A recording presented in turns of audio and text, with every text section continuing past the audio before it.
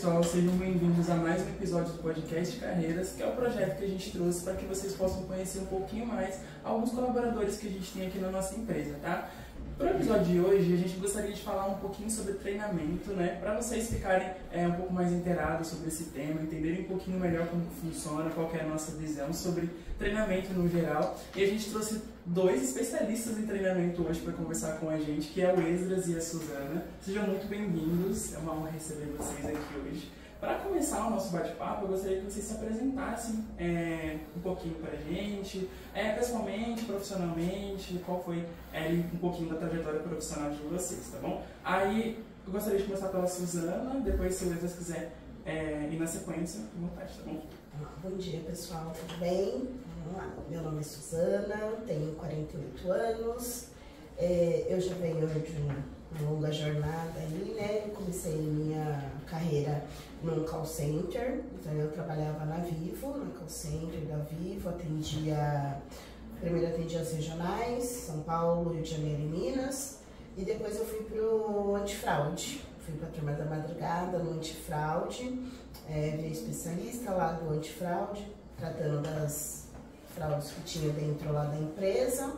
Eu saí da Vivo, continuei no call center, só que aí eu fui para uma instituição de ensino chamada Anguera Educacional.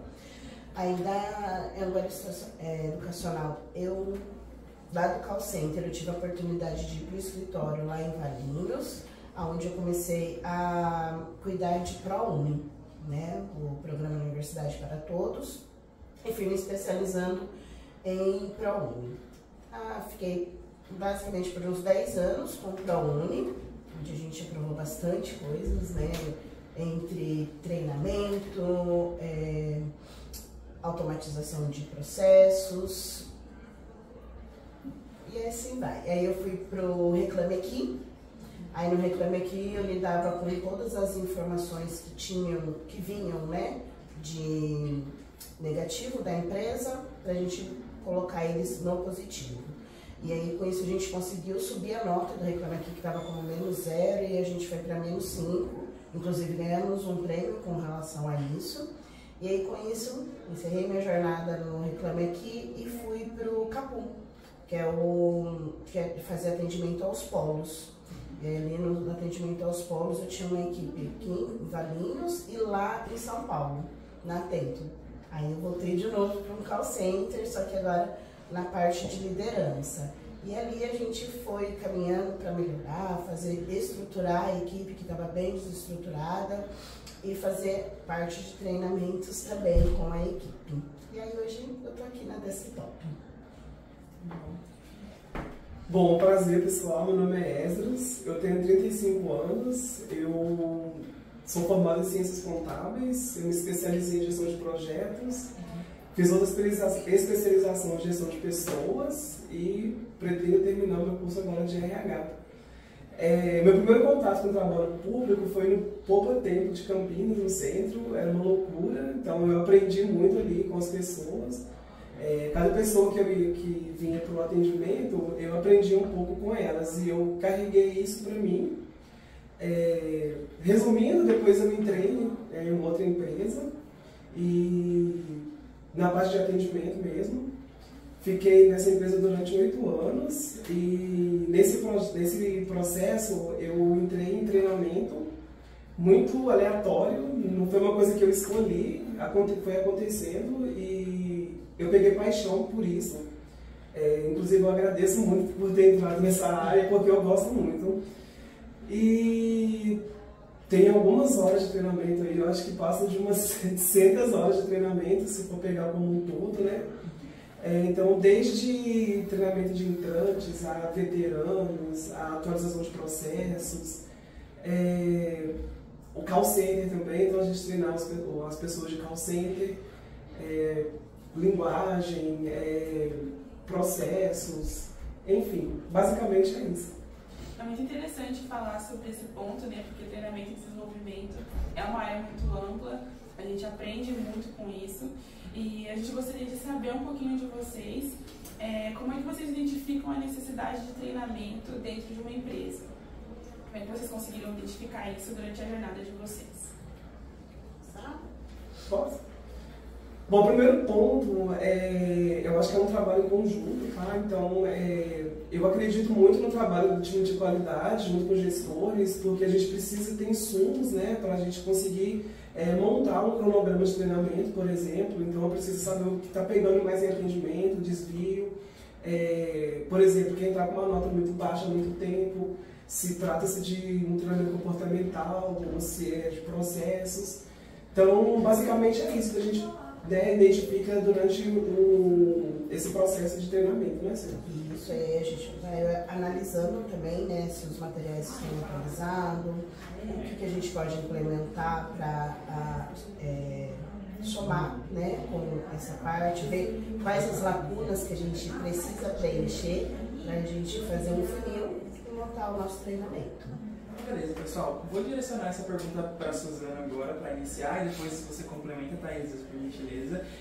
Pensando nas tendências de treinamento que a gente tem no mercado hoje, né? O que vocês acham que tem de necessidade aqui na nossa empresa e que precisa ser implementado em relação a essas tendências?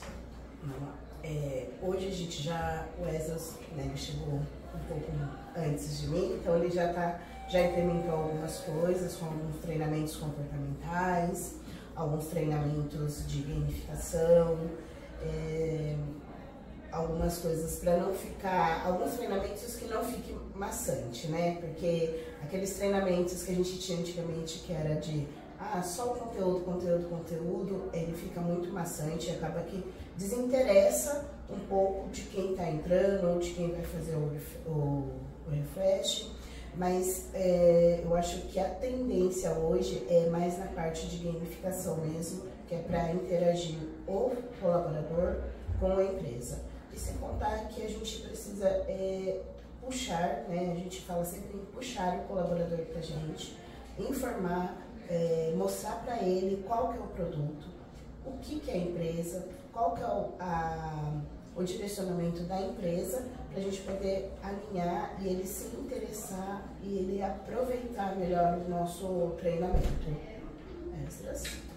Eu acho que trazer o operador para próximo da gente, eu acho que faz total sentido, porque ele precisa saber, né, o papel que ele está desempenhando aqui dentro da empresa. Então ele precisa saber desde quando o cliente ele contrata um plano, desde que ele entra ali na página da desktop, seleciona um plano, entra em contato. Então, assim, eu acho que faz total sentido eles, né, os operadores, saber que existe todo esse processo, tá? Desde que ele acessa o portal, ele contrata o plano, o técnico vai até a casa dele, faz a instalação. Então, eu acho que faz total sentido, né, eles entenderem esse ponto, não só de sentar, atender um telefone e resolver um problema para o cliente, tá?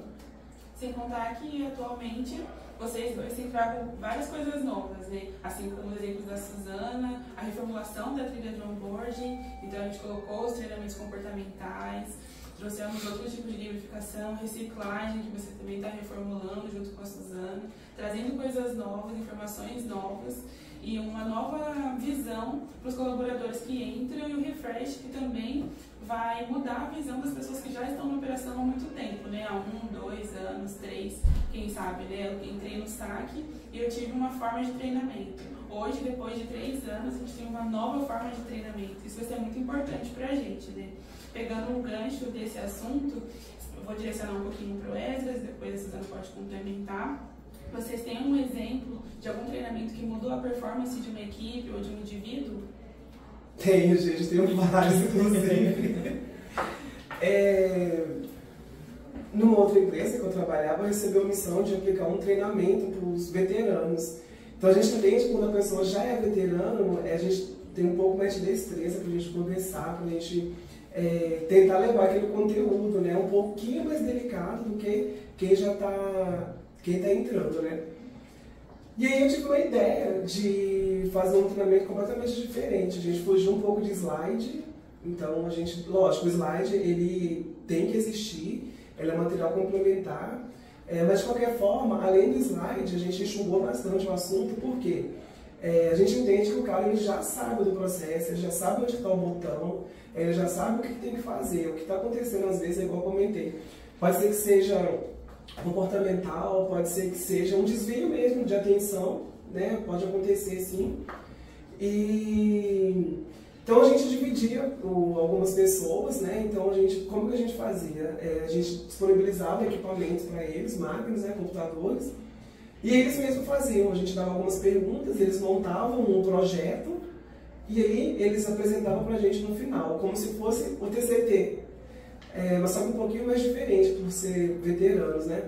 E aí eles apresentavam para a gente esse material, a gente fazia perguntas para eles discutiam, a gente dava perguntas meio que parecidas para cada, com situações diferentes, e eles discutiam, entravam num consenso e depois a gente explicava. Isso foi muito bom, porque a gente tinha um NPS de 100 nesse treinamento, inclusive, que estava muito preocupado, aliás, com esse treinamento, mas foi muito bom. Então, eu acho que isso trouxe uma visão para mim também, como treinador, e também, né, o feedback que eu recebia do pessoal no corredor, que eles falavam: nossa, eu estou muito ansioso para o treinamento de amanhã, e isso me deixava muito feliz.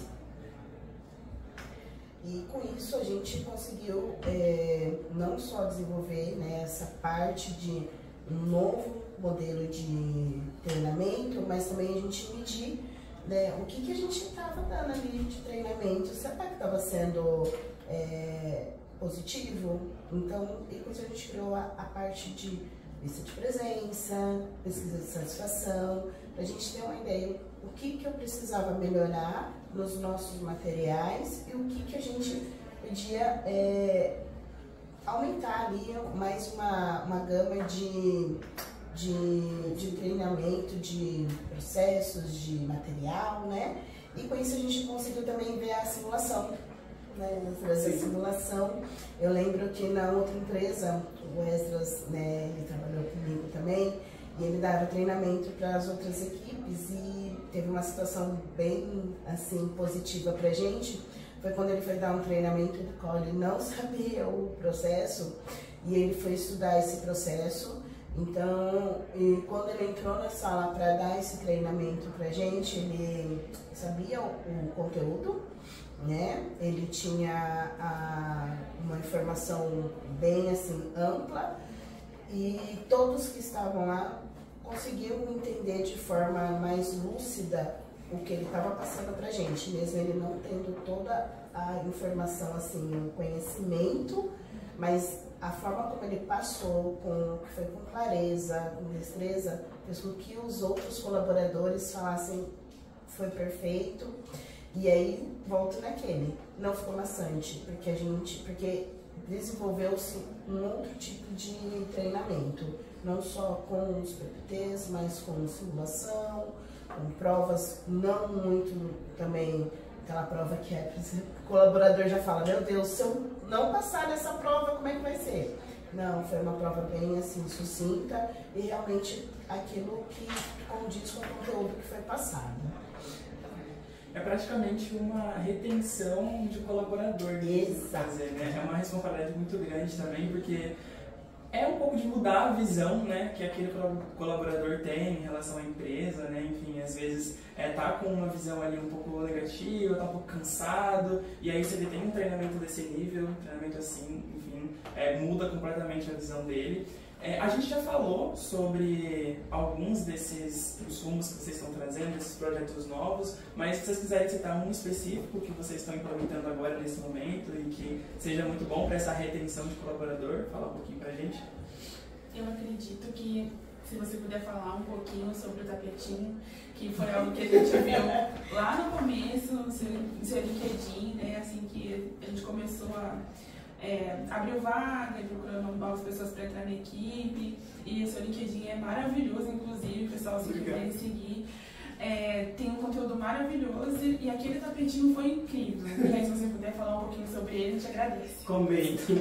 O tapetinho, eu participei de um treinamento na empresa onde a gente trabalhava, e nesse treinamento tinha vários temas. Nesse específico foi do tapetinho, eu chamo de tapetinho. E eu achei incrível, porque assim, a gente eu também ajudei a aplicar esse treinamento. A gente viajou para Londrina na época ainda para poder aplicar esse treinamento.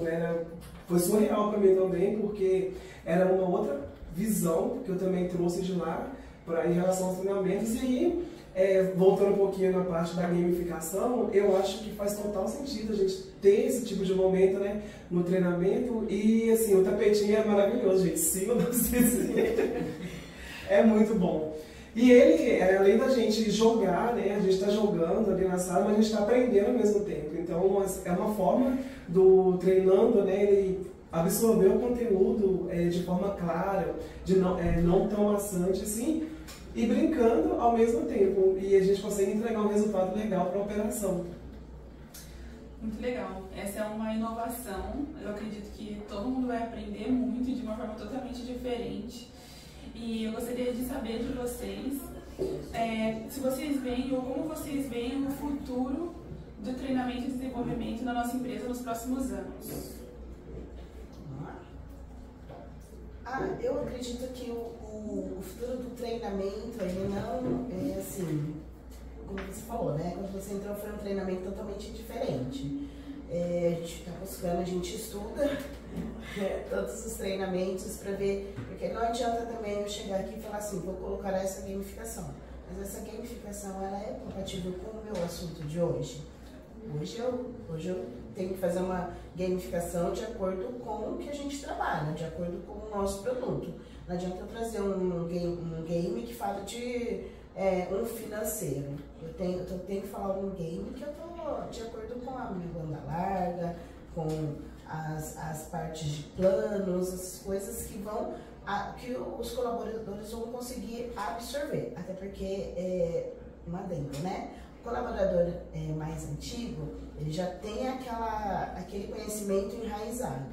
Então, ali você tem que ganhar ele para ele poder abrir um pouco a mente, assim, para ele falar, não, opa, essa forma aqui de aprendizado, esse treinamento é só uma somatória para nós. Então, eu acho que a gamificação hoje nos treinamentos, ela é muito válida.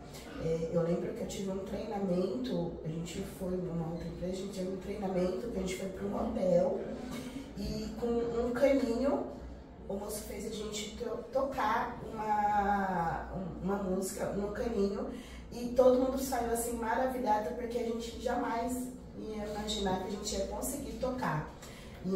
E além de tudo, né, além de todas essas partes de como saber o jogo certo, como saber quais os assuntos que a gente deve abordar dentro do nosso game, ainda tem a união da equipe, né? Então, assim, eu acho que o melhor de tudo é a empatia entre as pessoas, porque vão ter pessoas que não vão, eu não vou saber lidar com esse tipo de game, eu nunca mexi num computador, né? Então a gente tem que olhar com carinho para cada tipo de pessoa.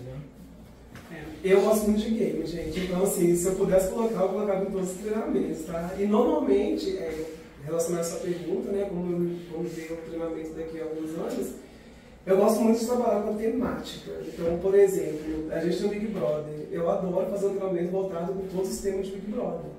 Então a gente tem o telefone, a gente tem o paredão, a gente tem... Enfim, tem muita coisa aí. É spoiler, tá, Gabi? Eu tô te dando spoiler.